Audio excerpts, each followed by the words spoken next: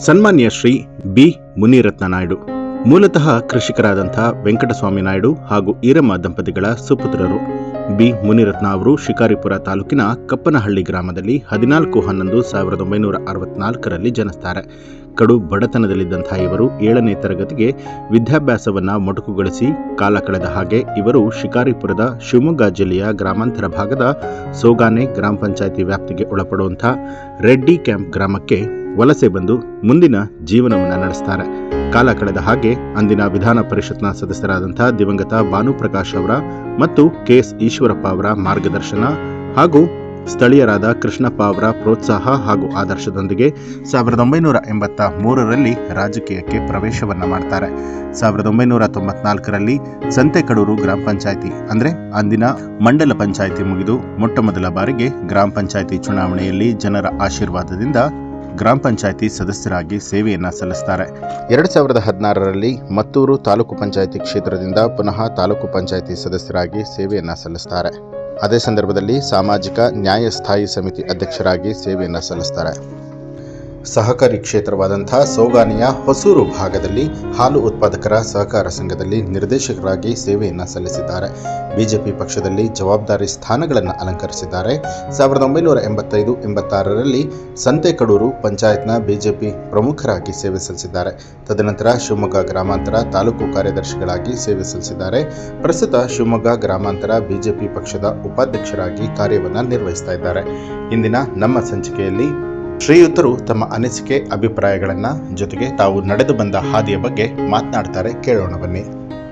ನಮಸ್ಕಾರ ವೀಕ್ಷಕರೇ, ನಮ್ಮ ಸುತ್ತ ವಾಹಿನಿಯ ಎಲ್ಲ ವೀಕ್ಷಕರಿಗೂ ಮತ್ತೊಮ್ಮೆ ನಮಸ್ಕಾರಗಳನ್ನ ತಿಳಿಸುತ್ತಾ ಈ ದಿನದ ಒಂದು ಸಂದರ್ಶನದಲ್ಲಿ ನಮ್ಮ ಜೊತೆ ಇದ್ದಾರೆ ಶಿವಮೊಗ್ಗ ಜಿಲ್ಲೆಯ ಶಿವಮೊಗ್ಗ ಗ್ರಾಮಾಂತರ ವಿಧಾನಸಭಾ ಮತಕ್ಷೇತ್ರದಲ್ಲಿನ ಸೋಗಾನೆ ಗ್ರಾಮ ಪಂಚಾಯಿತಿ ವ್ಯಾಪ್ತಿಯಲ್ಲಿ ಬರ್ತಕ್ಕಂತಹ ರೆಡ್ಡಿ ಕ್ಯಾಂಪ್ನ ನಿವಾಸಿಗಳು ಹಾಗೂ ಹಲವಾರು ಸಮಾಜಮುಖಿ ಕಾರ್ಯಕ್ರಮಗಳ ಮೂಲಕ ಬಿಜೆಪಿ ಪಕ್ಷದಲ್ಲೇ ಗುರುತಿಸಿಕೊಂಡು ಬಿಜೆಪಿ ಪಕ್ಷದ ಒಂದು ಬೆಳವಣಿಗೆಗಾಗಿ ಹಗಲಿರುಳು ಶ್ರಮಿಸುತ್ತಾ ಬರುತ್ತಿರುವಂತಹ ಈ ಭಾಗದ ಅನುಭವವುಳ್ಳ ರಾಜಕಾರಣಿಗಳಾಗಿ ಕರ್ತವ್ಯವನ್ನ ನಿರ್ವಹಿಸುತ್ತಿರುವಂತಹ ಸನ್ಮಾನ್ಯ ಶ್ರೀ ಬಿ ಮುನಿರತ್ನಂರವರು ನಮ್ಮ ಉಪಸ್ಥಿತಿಯಲ್ಲಿದ್ದಾರೆ.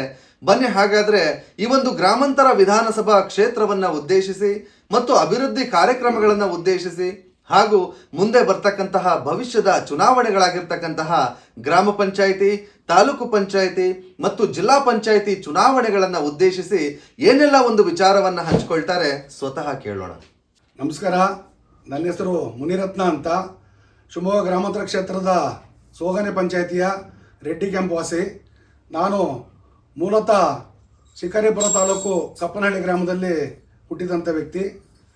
ನಾನು ಜೀವನ ಆಗಿ ಚಿಕ್ಕಪ್ಪನವರ ನೆರವಿಗೆ 1978ರಲ್ಲಿ ಶಿವಮೊಗ್ಗ ಗ್ರಾಮಾಂತರ ಕ್ಷೇತ್ರದ ಸೋಗಾನೆ ಗ್ರಾಮ ಪಂಚಾಯತ್ ವ್ಯಾಪ್ತಿ ಬಂದೆ. ಆ ಸಂದರ್ಭದಲ್ಲಿ ನಮ್ಮ ಸ್ನೇಹಿತರೆಲ್ಲ ಸೇರಿ ನನ್ನನ್ನು BJP ಸಂಘಟನೆಯಲ್ಲಿ ಸೇರಿಸಿದರು. ನಾನು ಸುಮಾರು 83ನೇ ಇಸ್ವಿಯಿಂದ BJPಯ ಸಕ್ರಿಯ ಕಾರ್ಯಕರ್ತನಾಗಿ ಈ ಕ್ಷಣದವರೆಗೂ ಕೆಲಸ ಮಾಡ್ತಾ ಇದ್ದೇನೆ. ನನ್ನನ್ನು ಆ ಮಧ್ಯದಲ್ಲಿ 1994 ಗ್ರಾಮ ಪಂಚಾಯತಿ ಎಲೆಕ್ಷನ್ ನಿಲ್ಲಿಸಿ ಗೆದ್ದು ಬಂದೆ. 6 ವರ್ಷ ಆ ಸಂದರ್ಭದಲ್ಲಿ ಗ್ರಾಮ ಪಂಚಾಯತಿ ಸದಸ್ಯನಾಗಿ ಕೆಲಸ ಮಾಡಿದ್ದೇನೆ. ನಂತರದಲ್ಲಿ ಪಕ್ಷದ ಕಾರ್ಯಕರ್ತನಾಗಿ ಕೆಲಸ ಮಾಡ್ತಾ ಬರ್ತಾ ಇದ್ದೆ. 2016ರಲ್ಲಿ ತಾಲೂಕ್ ಪಂಚಾಯತ್ ಚುನಾವಣೆಗೆ ಪಕ್ಷ ಗುರುತಿಸಿ ಟಿಕೆಟ್ ಕೊಡ್ತು. ಆ ಸಂದರ್ಭದಲ್ಲಿ ಚುನಾಯಿತನಾಗಿ ಗೆದ್ದು ಬಂದೆ. ನನ್ನನ್ನು ಸ್ಟ್ಯಾಂಡಿಂಗ್ ಕಮಿಟಿ ಚೇರ್ಮನ್ ಮಾಡಿ 2 ವರ್ಷ ಮುಂದುವರಿಸಿದರು. 5 ವರ್ಷ ತಾಲೂಕ್ ಪಂಚಾಯತ್ ಸದಸ್ಯನಾಗಿ ಕೆಲಸ ಮಾಡಿದ್ದೇನೆ. ಪಕ್ಷದ ನಿಷ್ಠಾವಂತ ಕಾರ್ಯಕರ್ತನಾಗಿ 83ನೇ ಇಸ್ವಿಯಿಂದ ಇಲ್ಲಿವರೆಗೂ ಸಹ ಸತತವಾಗಿ ಕೆಲಸ ಮಾಡ್ತಾ ಬಂದಿದ್ದೇನೆ. ನನಗೆ ರಾಜಕೀಯ ಗುರುಗಳಾದಂಥ ಸನ್ಮಾನ್ಯ ಭಾನುಪ್ರಕಾಶ್ ಅವರು, KS ಈಶ್ವರಪ್ಪನವರ ಆದರ್ಶದ ಮೇರೆಗೆ ನಾನು ಪಕ್ಷದ ಎಲ್ಲ ಕೆಲಸಗಳನ್ನು ಮಾಡ್ತಾ ಬಂದೆ. ನನಗೆ ಈ ಕ್ಷೇತ್ರದ ಅಭಿವೃದ್ಧಿ ಅಂತ ಹೇಳಿದ್ರೆ ಸನ್ಮಾನ್ಯ BS ಯಡಿಯೂರಪ್ಪನವರ ಹೆಸರನ್ನ ಮೊದಲನೇ ತಗೋಬೇಕಾಗತ್ತೆ. ನಾನು ಈ ರಾಜ್ಯದ ಮೊದಲೇ ಉಪಮುಖ್ಯಮಂತ್ರಿ ಆದ ಸಂದರ್ಭದಲ್ಲಿ ಸೋಗಾನೆ ಗ್ರಾಮದಲ್ಲಿ ಇದ್ದಂಥ ಲ್ಯಾಂಡನ್ನು ಅಕ್ವೈರ್ ಮಾಡಿ ಏರ್ಪೋರ್ಟ್ ಮಾಡಬೇಕು ಅನ್ನೋಂಥ ಒಂದು ಯೋಜನೆ ತಂದಂಥ ಸನ್ಮಾನ್ಯ ಯಡಿಯೂರಪ್ಪನವರಿಗೆ ಮೊದಲನೇ ಆದ್ಯತೆಯನ್ನು ಕೊಟ್ಟು ಅವರಿಗೆ ಈ ಗ್ರಾಮಾಂತರ ಕ್ಷೇತ್ರದಿಂದ ಅಭಿನಂದನೆ ಹೇಳುವಂಥ ಸಂದರ್ಭ. ನಂತರದಲ್ಲಿ ಇಲ್ಲಿಗೇನು MP ಆಗಿ ಚುನಾಯಿತರಾಗಿ ಬಂದರು ರಾಘವೇಂದ್ರ ಅವರು ಸಾವಿರಾರು ಕೋಟಿ ಸರ್ದಾರರು ಅಂತ ಹೇಳಲಿಕ್ಕೆ ಇಚ್ಛೆ ಪಡ್ತೇನೆ.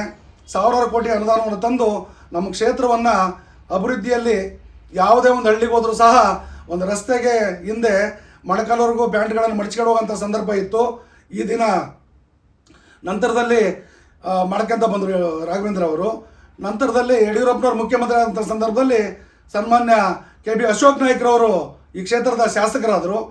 ಶಾಸಕರಾದಂಥ ಸಂದರ್ಭದಲ್ಲಿ ಸುಮಾರು 2.5 ಸಾವಿರ ಕೋಟಿ ರೂಪಾಯಿ ಅನುದಾನವನ್ನು ಶಿವಮೊಗ್ಗ ಗ್ರಾಮಾಂತರಕ್ಕೆ ತಂದು ನಾನು ಸಹ ಗ್ರಾಮಾಂತರದಲ್ಲಿ ಸ್ವಲ್ಪ ಜಾಸ್ತಿ ಕಾರ್ಯದರ್ಶಿಯಾಗಿ ಓಡಾಡ್ತಾ ಇದ್ದೆ. ಸುಮಾರು ಪ್ರತಿ ಹಳ್ಳಿಗೂ ಇಂಥ ಹಳ್ಳಿಗೆ ಒಂದು 50 ಲಕ್ಷ ತಲುಪಿಲ್ಲ ಅಂತ ಹೇಳೋಂಥ ಸಣ್ಣ ಹಳ್ಳಿನೂ ಸಹ ನಮ್ಮ ತಾಲೂಕಲ್ಲಿಲ್ಲ. ಪ್ರತಿ ಹಳ್ಳಿಗೂ 50ರಿಂದ 2 ಕೋಟಿ 3 ಕೋಟಿ ಅನುದಾನವನ್ನು ಕೊಟ್ಟು ಕೆಲಸ ಅಭಿವೃದ್ಧಿ ಮಾಡಿದಂಥ ಪಕ್ಷದ ಯಾವುದೇ MP ಆಗಿರ್ಬೋದು, MLA ಆಗಿರ್ಬೋದು, ನಾನು ಸಹ ಒಬ್ಬ ತಾಲೂಕ್ ಪಂಚಾಯತಿ ಸದಸ್ಯನಾಗಿರ್ಬೋದು, ಇದಕ್ಕೆಲ್ಲ ಮೂಲ ಕಾರಣ BJPಯ ಒಂದು ಫೌಂಡೇಶನ್. ಆ BJP ಫೌಂಡೇಶನ್ನು ನಮ್ಮ ಹಿಂದೇನೋ ಹಿರಿಯರು ನಡೆಸ್ಕೊಂಬಂದಂಥ ಒಂದು ಹಾದಿಯನ್ನು ನಾವೆಲ್ಲ ಸೇರಿ ಮಾಡ್ತಾ ಬಂದಿದ್ದೇವೆ. ಅದೇ ರೀತಿಯಲ್ಲಿ ಈ ದಿನ ರಾಘವೇಂದ್ರ ಅವರು ಭಾರಿ ಇಡೀ ಜಿಲ್ಲೆಯನ್ನು ಅಭಿವೃದ್ಧಿಪಡಿಸೋದ್ರಲ್ಲಿ ಭಾರಿ ಮುಚ್ಚಣೆಯಲ್ಲಿದ್ದಾರೆ. ಶಿವಮೊಗ್ಗಕ್ಕೆ ನಾನು ಹಿಂದೆ ನೋಡಿದಾಗ 1-2 ರೈಲುಗಳು ಬಂದು ಹೋಗ್ತಾ ಇದ್ದವು. ಇವತ್ತು 10-12 ರೈಲು ಬರೋಂಥ ಒಂದು ವ್ಯವಸ್ಥೆ ಆಗಿದೆ ಅಂತ ಹೇಳಿದ್ರೆ ಅದು ರಾಘವೇಂದ್ರ ಅವ್ರ ಕೊಡುಗೆ. ಈಗ ತಾನೇ ಸಿಗಂದೂರಿನ ಬ್ರಿಡ್ಜ್ ಆಗಿದೆ, ಶಿವಮೊಗ್ಗದಲ್ಲಿ ಏರ್ಪೋರ್ಟ್ ಆಗಿದೆ. ನಾವು ಸಹ ಫ್ಲೈಟಲ್ಲಿ ಹತ್ತಂಥ ಒಂದು ಯೋಗ ಬಂದಿದೆ ಅಂತ ಹೇಳಿದ್ರೆ ಅದು ಯಡಿಯೂರಪ್ಪನವರು ಮತ್ತು ರಾಘವೇಂದ್ರ ಅವರ ಒಂದು ಕೊಟ್ಟಂಥ ಕೊಡುಗೆ ಇದು. ಆ ಕೊಡುಗೆಯನ್ನು ನಾವು ಯಾವತ್ತೂ ಮರಿಬಾರ್ದು ಅನ್ನೋಂಥ ಉದ್ದೇಶ ಇಟ್ಕೊಂಡು ಮುಂಬರುವಂಥ ತಾಲೂಕ್ ಪಂಚಾಯಿತಿ, ಗ್ರಾಮ ಪಂಚಾಯಿತಿ, ಜಿಲ್ಲಾ ಪಂಚಾಯಿತಿ ಚುನಾವಣೆಗಳು ಏನು ಬರ್ತವೆ, ಆ ಚುನಾವಣೆಯಲ್ಲಿ ಹೆಚ್ಚಿನ ಪ್ರಮಾಣದಲ್ಲಿ BJPಯ ಅಭ್ಯರ್ಥಿಗಳನ್ನು ಗೆಲ್ಲಿಸುವಂಥ ಕೆಲಸ ಮತದಾರರು ಎಲ್ಲರೂ ಸೇರಿ ದಯಮಾಡಿ ಮಾಡಬೇಕು ಅಂತೇಳಿ ಗ್ರಾಮಾಂತರದ ಎಲ್ಲ ಮತದಾರರಿಗೆ ನಾನು ಮತ್ತೊಮ್ಮೆ ವಿನಂತಿ ಮಾಡಿ ಕೇಳ್ತಾ ಇದ್ದೇನೆ. ಯಾಕೆ BJP ಕಾರ್ಯಕರ್ತರನ್ನ ಗೆಲ್ಲಿಸ್ಬೇಕು ಅಂತ ಹೇಳಿದರೆ, BJP ಆ ಪಕ್ಷದಲ್ಲಿರ್ತಕ್ಕಂಥ ಒಬ್ಬ ಸಣ್ಣ ಕಾರ್ಯಕರ್ತನಿಗೂ ಸಹ ಟಿಕೆಟ್ ಕೊಡುತ್ತೆ. ಟಿಕೆಟ್ ಕೊಟ್ಟಂಥ ಸಂದರ್ಭದಲ್ಲಿ ಆ ಕಾರ್ಯಕರ್ತ ಕೆಲಸ ಮಾಡೋಕ್ಕೆ ಅನುಕೂಲ ಆಗುತ್ತೆ ಅನ್ನೋಂಥ ಉದ್ದೇಶ ಇಟ್ಕೊಂಡು ಈ ಕ್ಷೇತ್ರದಲ್ಲಿ ತಾಲೂಕ್ ಪಂಚಾಯತಿ, ಜಿಲ್ಲಾ ಪಂಚಾಯತಿ, ಗ್ರಾಮ ಪಂಚಾಯತಿ ಎಲ್ಲ ಸದಸ್ಯರನ್ನು BJP ಬೆಂಬಲಿತ ಅಭ್ಯರ್ಥಿಗಳನ್ನ ಗೆಲ್ಲಿಸ್ಬೇಕು ಅಂತೇಳಿ ಕೇಳ್ತೀನಿ. ಮತ್ತು ಯಾಕೆ ಅಂತ ಹೇಳಿದರೆ, ಹಿಂದುತ್ವ ಅಂತ ಉಳಿದಿರೋದೇ BJP ಪಕ್ಷದಲ್ಲಿ. ಹಿಂದುತ್ವ ಉಳಿಬೇಕು, ಹಿಂದೂಗಳು ಬದುಕಬೇಕು ಅನ್ನೋಂಥ ಒಂದು ಸನ್ನಿವೇಶ ಬಂದರೆ BJP ಪಕ್ಷವನ್ನು ಗೆಲ್ಲಿಸ್ಬೇಕು. BJPಲಿ ಪ್ರತಿಯೊಬ್ಬ ಸದಸ್ಯ ಗೆದ್ದರೆ ಆ ಕ್ಷೇತ್ರನ ಅಭಿವೃದ್ಧಿಪಡಿಸ್ತಾನೆ, ಆ ಕ್ಷೇತ್ರಕ್ಕೆ ಅನುಕೂಲ ಆಗುತ್ತೆ, ಆ ಹಿಂದುತ್ವ ಬೆಳೀತೈತೆ ಅಂತೇಳಿ ಅಭಿಪ್ರಾಯಪಟ್ಟು ಎಲ್ಲರೂ ಸೇರಿ ಈ BJP ಕಾರ್ಯಕರ್ತನ ಗೆಲ್ಲಿಸ್ರಿ ಅಂತೇಳಿ ಮತ್ತೊಮ್ಮೆ ವಿನಂತಿ ಮಾಡ್ತೇನೆ. ಮತ್ತು ಮುಖ್ಯವಾಗಿ ಮತ್ತೊಮ್ಮೆ ನಿಮಗೆ ಎಲ್ಲ ಕೈ ಜೋಡಿಸಿ ಕೇಳ್ತೇನೆ. ಹೆಮ್ಮೆಯ ಪ್ರಧಾನಮಂತ್ರಿಗಳಾದಂಥ ಸನ್ಮಾನ್ಯ ನರೇಂದ್ರ ಮೋದಿಜಿ ಅವರಿಗೆ ನಾವೆಲ್ಲ ಸೇರಿ ಕೈ ಜೋಡಿಸೋಣ ಅಂತ ಹೇಳ್ತಾ, ಈ ದೇಶದ ಅಭಿವೃದ್ಧಿಗಾಗಿ ಇಲ್ಲಿ ಗ್ರಾಮ ಪಂಚಾಯತಿಯಿಂದ ಹಿಡಿದು ಪಾರ್ಲಿಮೆಂಟ್ವರೆಗೂ ಎಲ್ಲ ಸದಸ್ಯರು BJP ಅವ್ರಿಗೆ ಗೆದ್ದರೆ ನಮ್ಮ ದೇಶ ಸುಭದ್ರವಾಗಿರುತ್ತೆ ಅಂತೇಳಿ, ಇಲ್ಲಿ ಗ್ರಾಮ ಪಂಚಾಯತಿ ಗೆದ್ದರೆ ನಾಳೆ ಜಿಲ್ಲಾ ಪಂಚಾಯತಿ, ತಾಲೂಕ್ ಪಂಚಾಯತಿ ಗೆಲ್ಲುತ್ತೆ. ಜಿಲ್ಲಾ ಪಂಚಾಯತಿ, ತಾಲೂಕ್ ಪಂಚಾಯತಿ ಗೆದ್ದರೆ ಈ ಕ್ಷೇತ್ರದ ಶಾಸಕರು ಗೆಲ್ತಾರೆ. ಶಾಸಕರು ಗೆದ್ದರೆ ಈ ಕ್ಷೇತ್ರದ MP ಅವ್ರು ಗೆಲ್ತಾರೆ. MP ಅವ್ರು ಗೆದ್ದರೆ ಮೋದಿ ಅವರಿಗೆ ನಮ್ಮಿಂದ ಒಂದು ಕೊಡುಗೆ, ಇಲ್ಲಿಂದ ಒಂದು ಮೆಟ್ಲನ್ನು ಕಟ್ಟಿಕೊಟ್ಟಂಥ ಒಂದು ಸಂದರ್ಭ ಸಿಗುತ್ತೆ. ಹಾಗಾಗಿ ಈ ದೇಶ ಉಳಿಬೇಕು, ಈ ದೇಶದಲ್ಲಿ ಹಿಂದುತ್ವ ಬೆಳೀಬೇಕು ಅಂದರೆ ನಾವು BJPಗೆ ಮತವನ್ನು ನೀಡಿ ಅಂತೇಳಿ ಮತ್ತೊಮ್ಮೆ ಕಳಕಳಿಯ ಕೈ ಮುಗಿದು ಕೇಳ್ಕೊಳ್ತಾ ಇದ್ದೇನೆ.